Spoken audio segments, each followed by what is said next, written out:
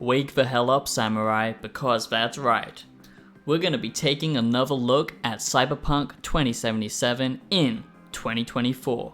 What's changed? Not that much, I guess. Actually, a lot.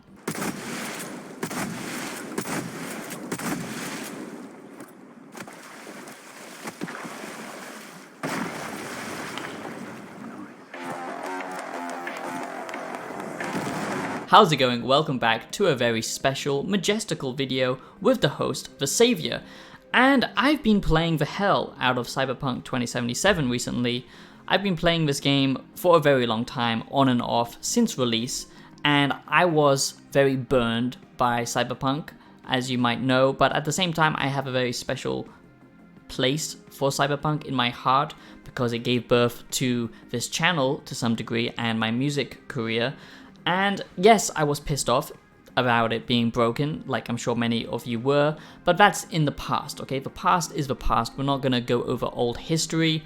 Also, I have made a Cyberpunk 2077 big video essay on it in 2023, and I talked about the kind of philosophy of Cyberpunk, the transcendence nature of Cyberpunk and Night City, and the idea of transhumanism, all very interesting stuff, so go check that out.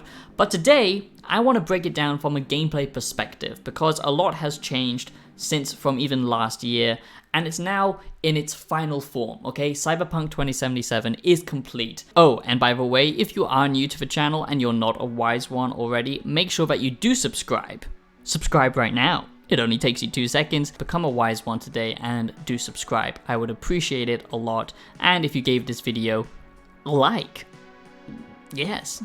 And for those who are smart enough, unlike me, who waited for it to actually be finished and play it now, Cyberpunk 2077 in 2024, I've just finished the DLC. I'm finally wrapping up my character after literally doing everything that I can in this game. So hundreds of hours spent into it because I just love it that much.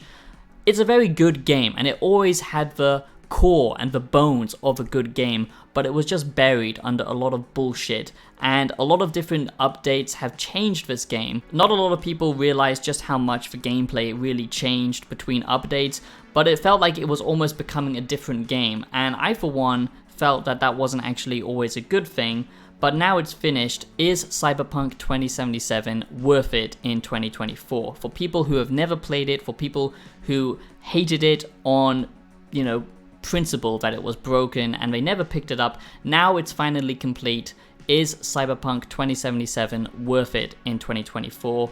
And this is the Cyberpunk 2077 2024 review, the final look at this game with all of the updates. They recently even patched it, adding train systems and all this kind of quality of life improvements after the 2.0 massive update. So I would say that they're done with it. They've finished with Cyberpunk. Now they're moving on to Cyberpunk 2. So let's discuss what this game actually is now from a gameplay perspective. In Night City, you can become anyone, anything, if your body can pay the price.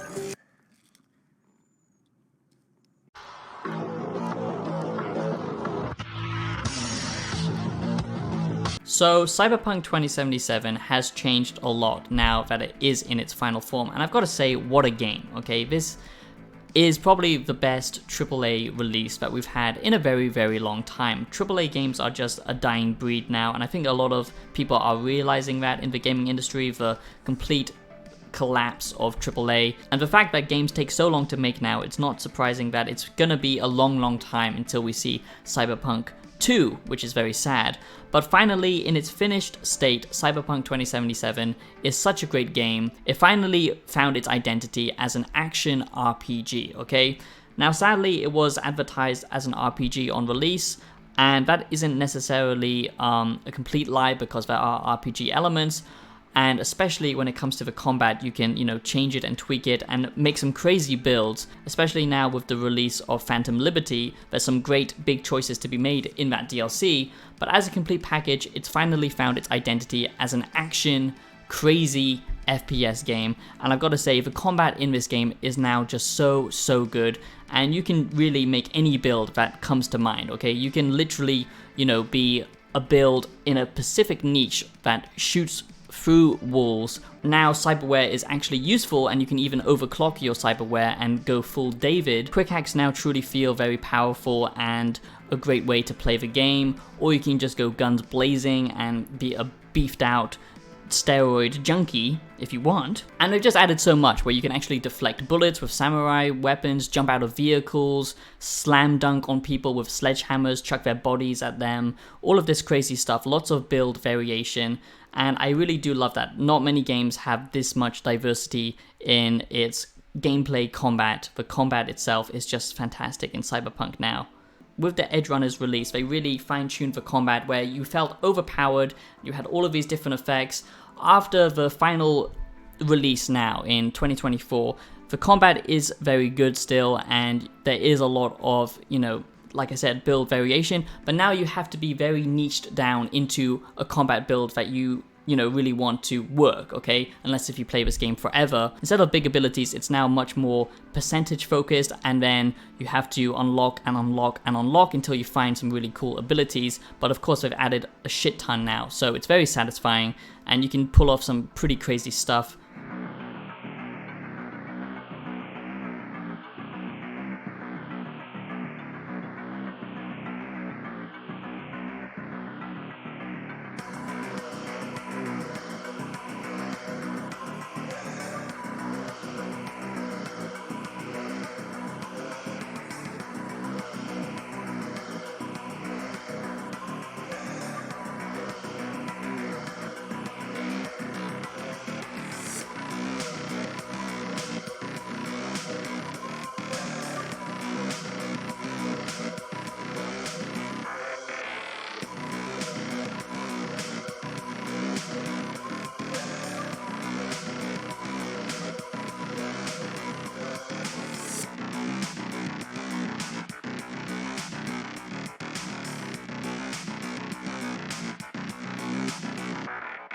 So Cyberpunk 2077 in 2024, it's 100% worth it. Now it's a fully polished gem, I would say, not a polished turd. A gun for hire type game, which is what it always should have been, having these different gigs, not focusing too much on the different consequences, having a good, proper story underneath it all, and a philosophical backbone to it, making Night City feel alive.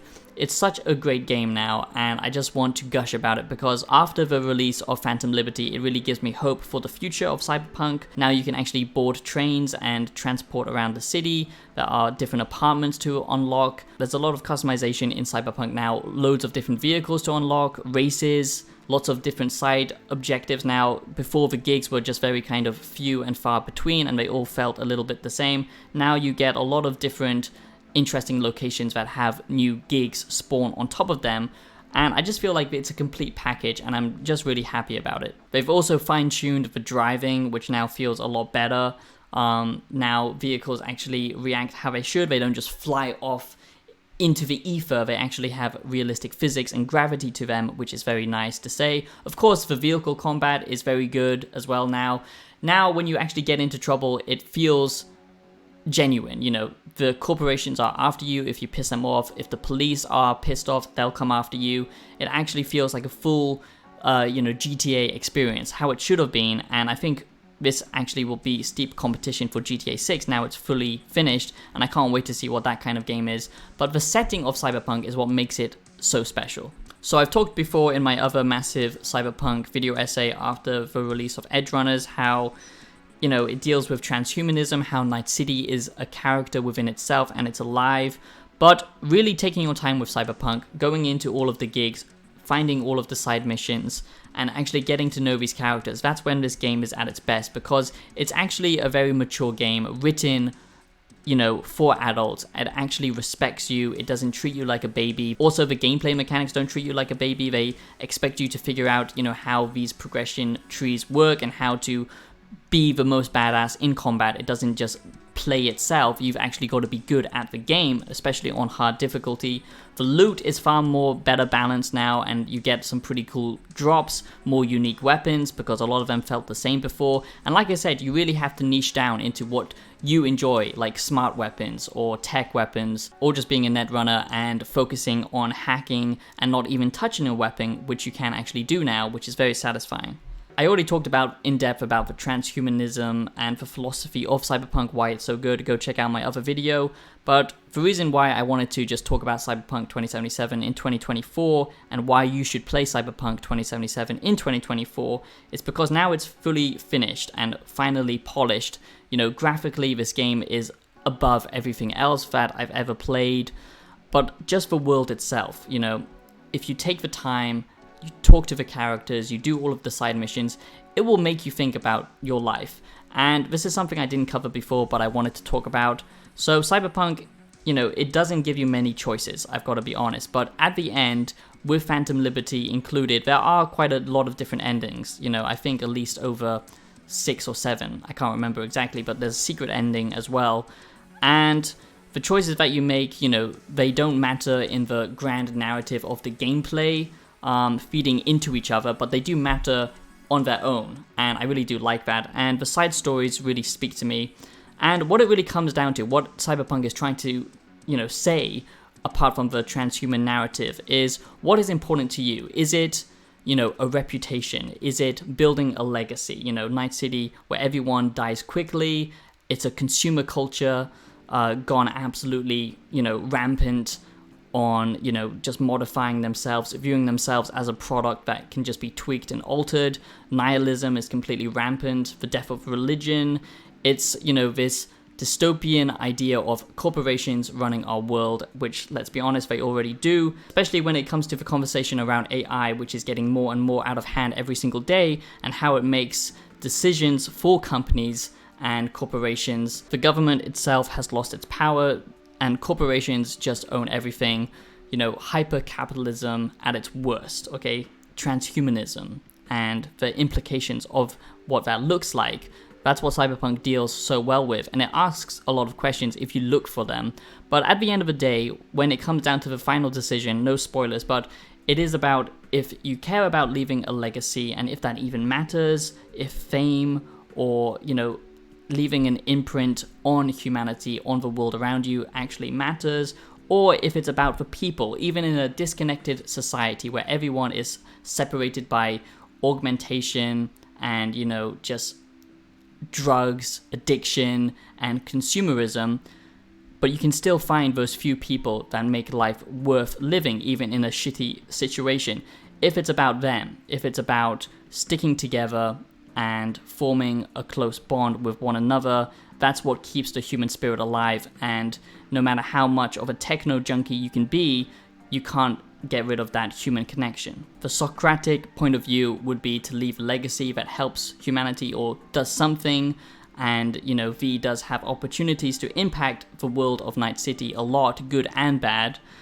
But then there's also the Stoic perspective of basically detaching yourself from that, and it doesn't really matter because history just repeats itself, and no matter what you do, you can't really leave a massive impact. Or there's the Epicurus take on it, where it's better to focus on the relationship and the happiness within this world that's very difficult to get, and in the end, choose the people that mean something to you at the end of this journey. And I like how Cyberpunk presents all of these different options, especially when the world is so clearly nihilistic and everyone is just giving in to their base desires.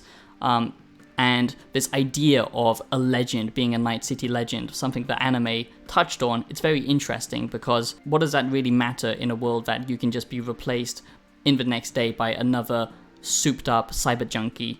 And I think it's a very interesting theme, and that's what Night City and Cyberpunk 2077 is so good at. It's asking these questions, making you feel insignificant in this dystopian world, you know, run by people much more powerful than you. So I just wanted to talk about the gameplay changes. Like I said, they've added a lot now to make it worth your time. How it was on release a little bit, we all know the backstory, but how they've, you know, changed it with each update. It's almost become a different game with each update, which made a lot of people feel a little bit disconnected from it because it was trying to find its feet. And like I said, I thought it was best after Edgerunners, But now, like I said, you really have to niche down on a playstyle. But the combat here is just amazing, the writing is amazing, the story is good, the philosophical underpinnings to this game are solid, even though I wish they pushed further, and it's finally found its footing as a action RPG game heavily focused on the action and customization of said action, with good quality loot to be found and a lot of customization with apartments, your character, the loot itself, and now of course cyberware being something that they should have focused on at the beginning, but now it really feels important and integral to the gameplay, which I really like.